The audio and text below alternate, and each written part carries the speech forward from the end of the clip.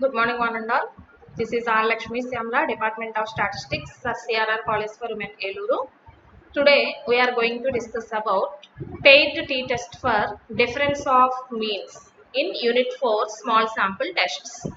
Already మనం previous classes లో t-test for single mean నేర్చుకున్నాము and అలాగే t-test for difference of sample means నేర్చుకున్నాము. నెక్స్ట్ టాపిక్ వచ్చి paired t-test for difference of means అంటున్నాము.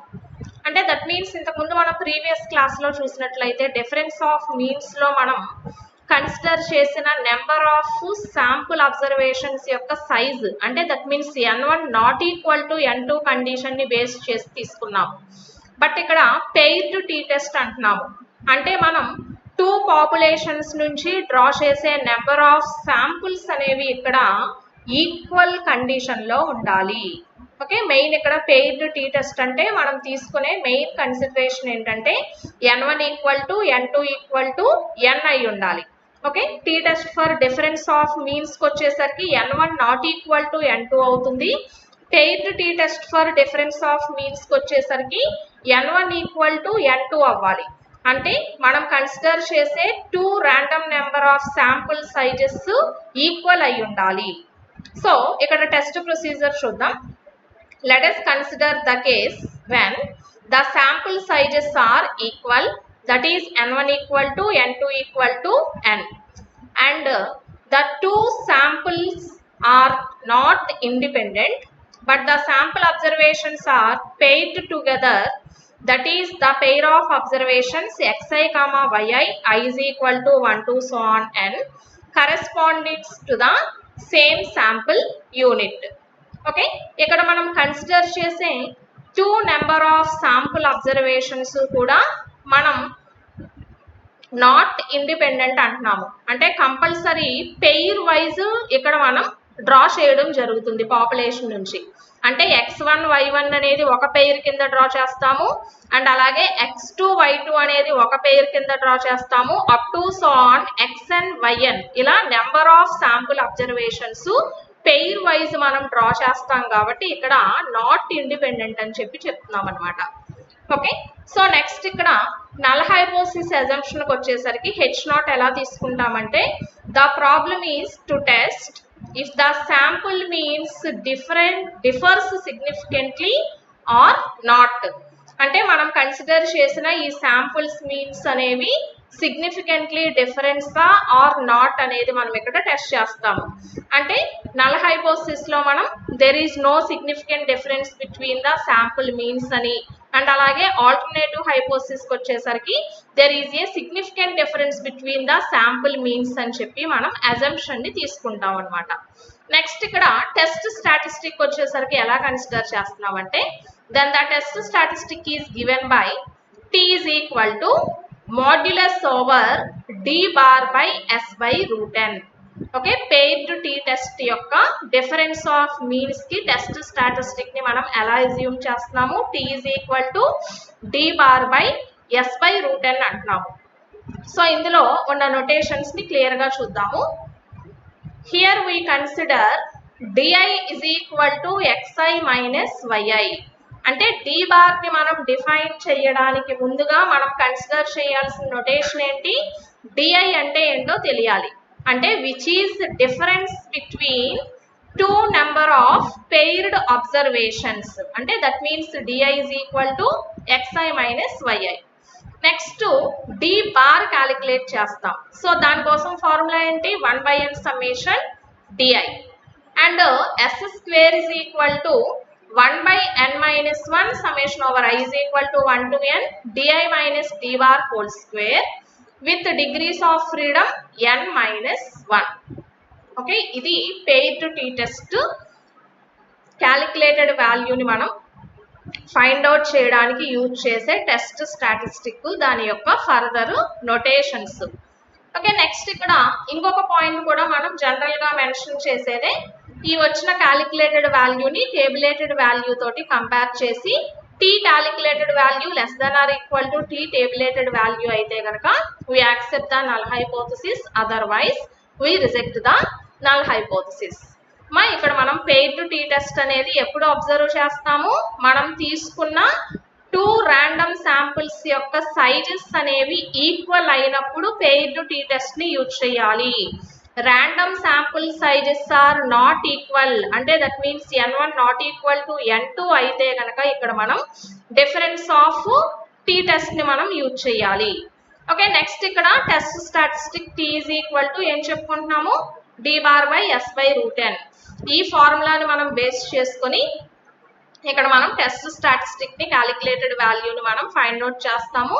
దాన్ని ఫర్దర్ గా టేబులేటెడ్ వాల్యూ తోటి కంపేర్ చేస్తాము with degrees of freedom n-1.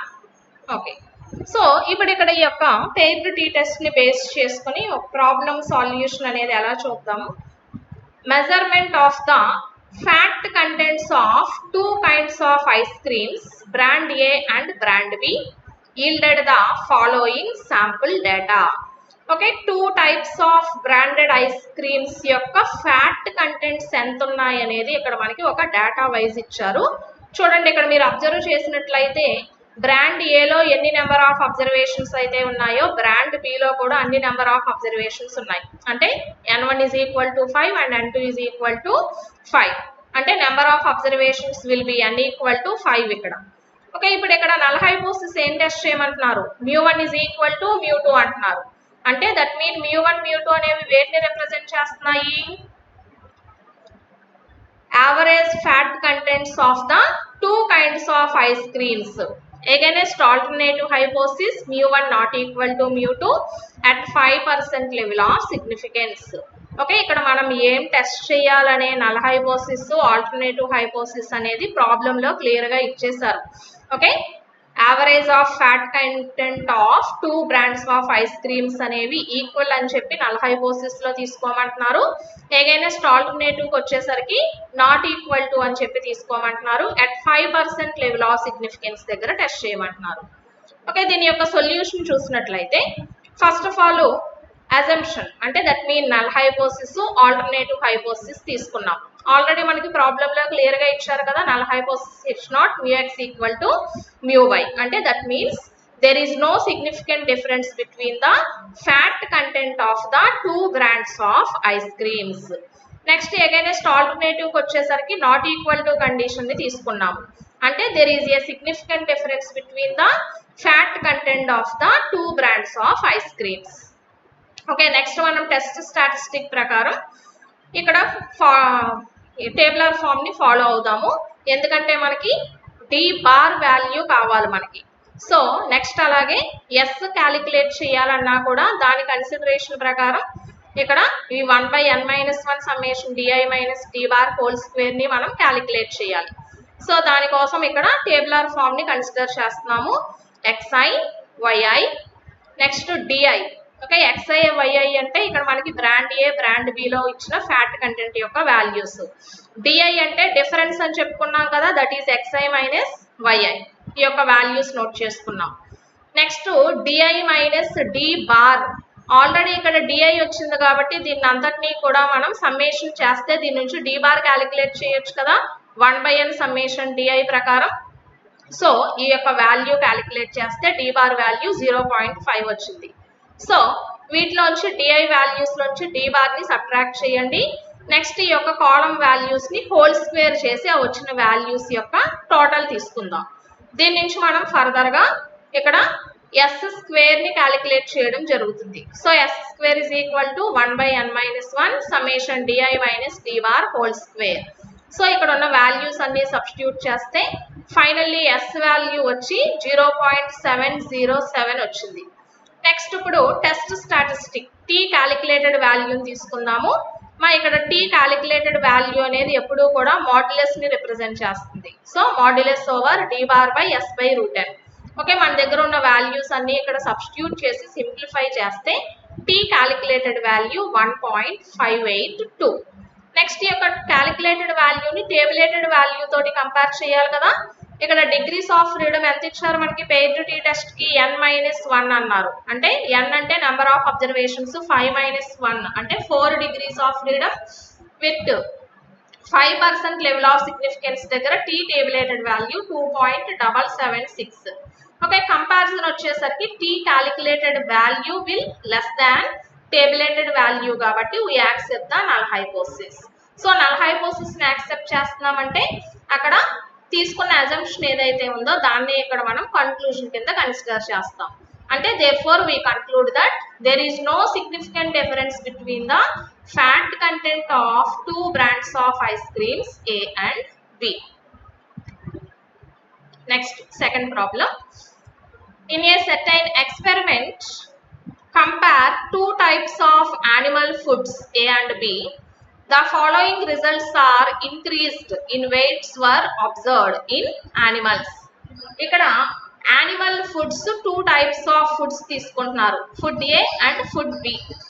Okay, వీటిని యూజ్ చేయడం ద్వారా 8 యానిమల్స్ లో వాటి యొక్క వెయిట్ లో ఇంక్రీజ్, ఎంత వెయిట్ ఇంక్రీజ్ అయ్యింది అనేది ఇక్కడ మనకి ఫుడ్ ఏ యూజ్ చేయడం ద్వారా అండ్ అలాగే ఫుడ్ బి యూజ్ చేయడం ద్వారా వచ్చిన 8 యానిమల్స్ యొక్క డేటా ఇచ్చారు.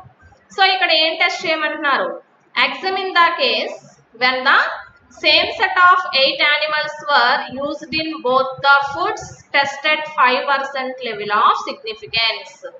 ఓకే, అంటే దట్ మీన్ ఇక్కడ సెట్ ఆఫ్ 8 యానిమల్స్ అనేవి బోత్ ఫుడ్స్ ని యూజ్ చేయడం ద్వారా మనకి అందులో food A and food B లో సిగ్నిఫికెంట్లీ డిఫరెన్స్ ఉందా లేదా అనేది టెస్ట్ చేయమంటున్నారు.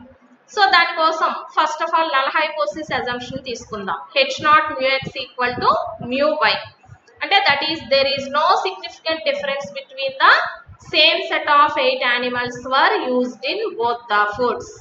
నెక్స్ట్ ఆల్టర్నేటివ్ హైపోథిసిస్ కి వచ్చేసరికి డిఫరెన్స్ ఉండాలి. అంటే that means μx not equal to μy అని చెప్పి తీసుకున్నాను. అంటే there is a significant difference between the same set of 8 animals were not used in both the foods అంటున్నాం. ఓకే, నెక్స్ట్ టెస్ట్ స్టాటిస్టిక్ ప్రకారం క్యాలిక్యులేటెడ్ వాల్యూ కావాలంటే S square value find out చేయాలి కదా. దానికోసం ఈ యొక్క టేబుల్ ని ఫాలో అవుదాం. xi yi అంటే ఫుడ్ ఏ ఫుడ్ బి యొక్క values. Next di is equal to xi minus yi అంటే డిఫరెన్సెస్ క్యాలిక్యులేట్ చేయాలి కదా. సో ఈ 2 కాలమ్స్ కి డిఫరెన్సెస్ తీసుకోండి. Next di minus d bar అంటే ఇక్కడ di వాల్యూ వచ్చింది కాబట్టి దాని నుంచి d బార్ క్యాలిక్యులేట్ చేస్తే -2. So di minus d bar. Next ఈ యొక్క కాలమ్ కి హోల్ స్క్వేర్ తీసుకుంటే di minus d bar whole square.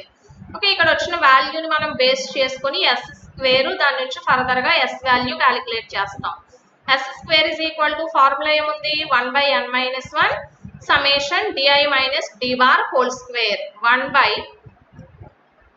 ఇక్కడ మనకి 8-1 ఇక్కడ 1 ఇది 1 number of animals 8-1 is equal to di minus d bar whole square అంటే 12.